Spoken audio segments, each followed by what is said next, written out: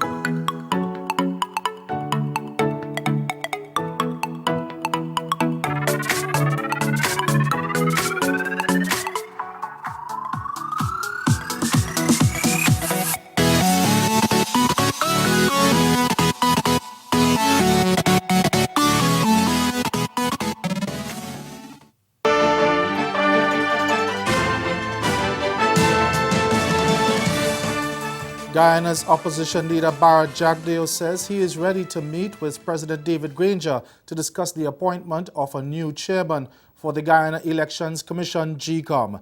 His statement follows the resignation of retired Justice James Patterson from the post in keeping with the ruling from the Caribbean Court of Justice. We get more in this Newsroom Guyana report.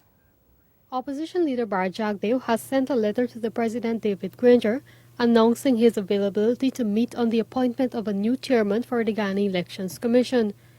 JAGDEO, in the letter dated June 25th, said he is prepared to meet with the President at any time and on a daily basis if needs be to address the new appointment. The letter, signed by Opposition Chief Whip Gail Teixeira, was addressed to Director of the Ministry of the Presidency Joseph Harmon and was released to the media on Tuesday night by the Office of the Opposition Leader. The letter came one day after former GCOM Chair Justice retired James Patterson was forced to leave the elections body after the Caribbean Court of Justice ruled that the process for his appointment was flawed.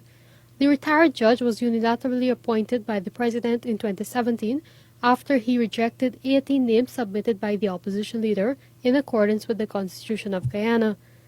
President of the CCJ, Justice Adrian Saunders, delivering his ruling on June 18th, suggested that the President and opposition leader meet and deliberate on the names before they are submitted.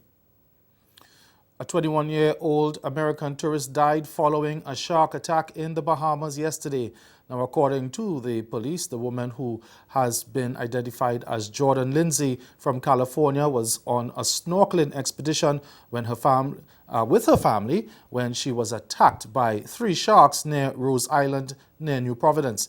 The incident occurred around 2 p.m. local time.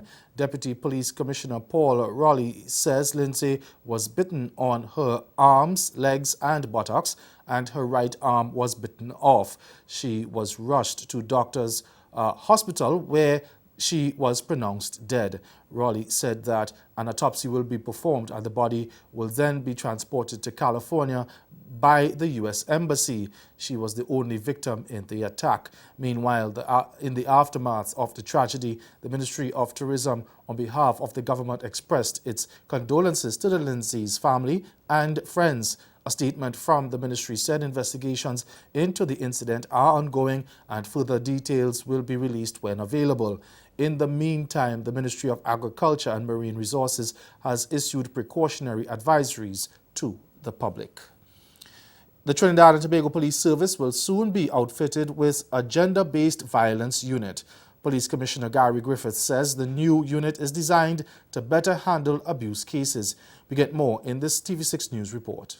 Police Commissioner Gary Griffith says it will comprise of 1,000 officers.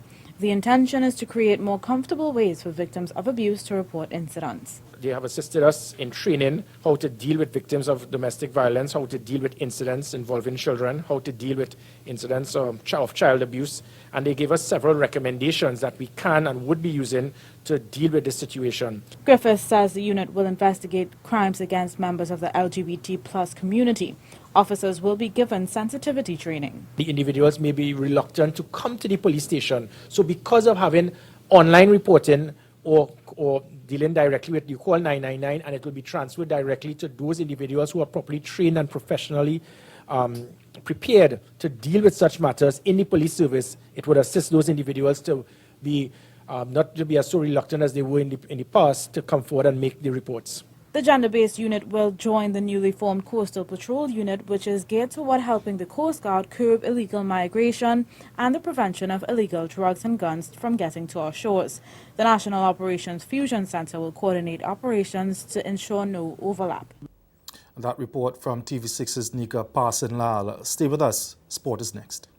Everybody in Los Angeles is familiar with the LAPD Rampart scandal, where you represented a number of officers who were falsely accused of committing crimes. Tell our audience a little bit about your clients and what happened to them.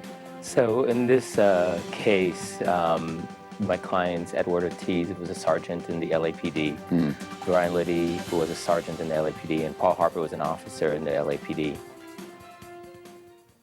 For the first time since this BBC broadcast aired on the radio 70 years ago, a group of DC-3 and C-47 Dakotas carrying paratroopers fly the skies over Normandy, taking part in the 70th anniversary of D-Day. Known as DAX over Normandy, this display of aircraft and jumpers was developed by one of the lead organizers, Peter Brahm, an avid history buff and a paratrooper with more than 6,000 jumps.